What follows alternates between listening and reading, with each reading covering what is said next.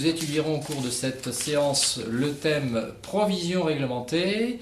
Mon exposé sera structuré en deux parties. Tout d'abord, les principes généraux de ces provisions réglementées à caractère fiscal, et puis dans une seconde partie, leur traitement comptable.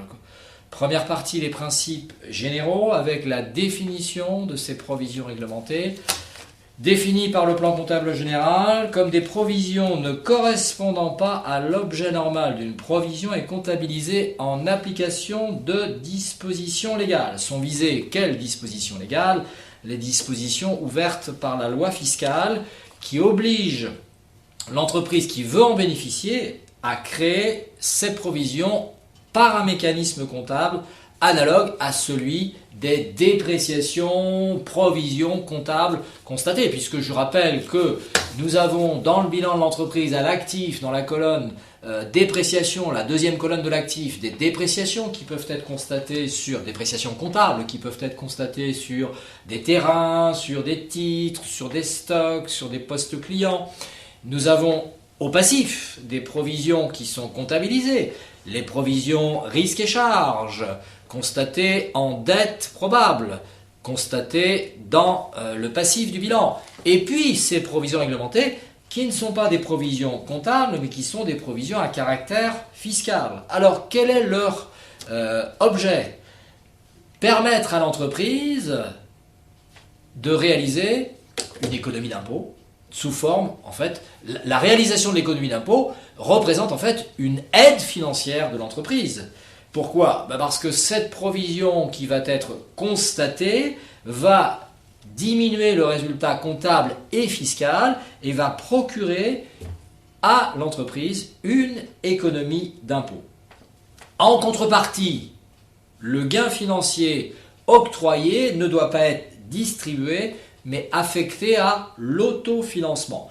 On va donc débiter le compte 68 dotation, qui va avoir pour conséquence de diminuer le résultat comptable et fiscal de l'exercice, et donc aussi distribuable, et le crédit du compte 14, provision réglementée.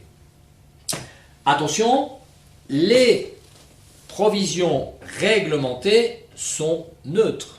Quand je dis les provisions réglementées sont neutres, c'est que ces provisions réglementées, elles sont constatées en fait dans les capitaux propres, et lorsque je constate une provision réglementée, je vais donc avoir je vais l'expliquer au tableau, avec dans mes capitaux propres le poste provision réglementée, qui est le dernier poste de capitaux propres, provision réglementée. Je vais donc constater une provision réglementée de, admettons, 100, qui va donc être créditée au compte 14.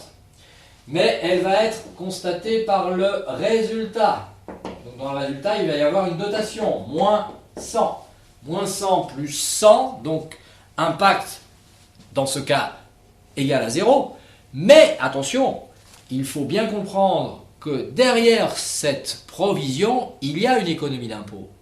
Et cette économie d'impôt, prenons pour simplifier un taux d'imposition de 40%. Elle sera donc égale à 40% de la charge.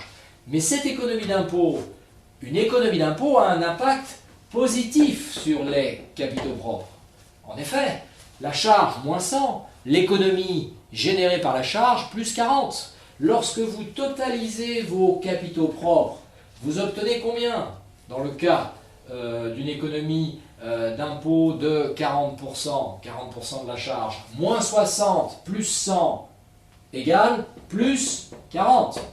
Donc vous avez un montant de capitaux propres de plus 40. Bien, attention, le plus 40 représente l'économie d'impôt réalisée sur cette dotation.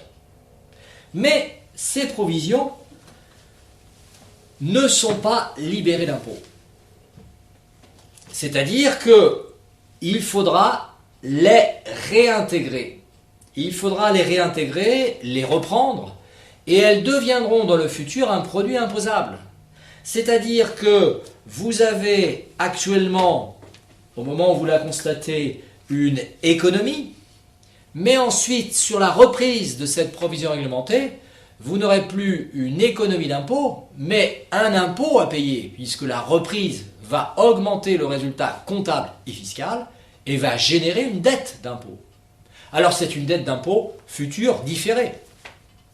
C'est-à-dire que lorsque je regarde le montant des capitaux propres est de plus 40, je considère que l'information communiquée dans mes comptes est inexacte. Et oui, je suis analyste financier. Je vais bien comprendre que derrière ces 40, même si aujourd'hui effectivement il y a 40 d'économie d'impôt, lorsque je vais reprendre la provision, au contraire, je vais devoir payer 40 d'impôts. Par conséquent, les 40 ne représentent pas réellement sur le plan économique des capitaux propres, mais représentent bien une dette d'impôt futur. Vous voyez bien que la comptabilisation de ces provisions réglementées dans les capitaux propres, obligation fiscale, fausse les comptes. Je parle de pollution fiscale. Alors, ces provisions réglementées, parmi ces provisions réglementées, il y a les amortissements dérogatoires que nous avons déjà étudiés, les amortissements dérogatoires qui sont étudiés dans le module sur les immobilisations.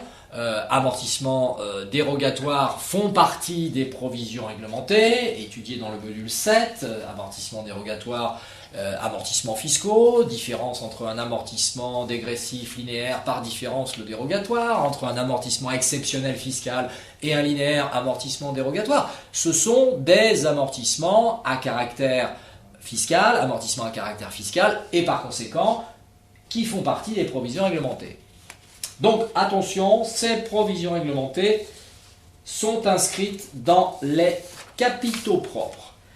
La typologie des provisions réglementées, Code général des impôts, les comptes, le compte 14, alors subdivisé, il y a le 142 relatif aux IMO, reconstitution de gisements, investissement lié à la participation des salariés, dans le cas des sociétés coopératives ouvrières de production, le 143, provisions réglementées relatives au stock, la provision hausse des prix, les amortissements dérogatoires, le 145, une provision spéciale de réévaluation au moment de la réévaluation libre, donc des provisions à caractère fiscal.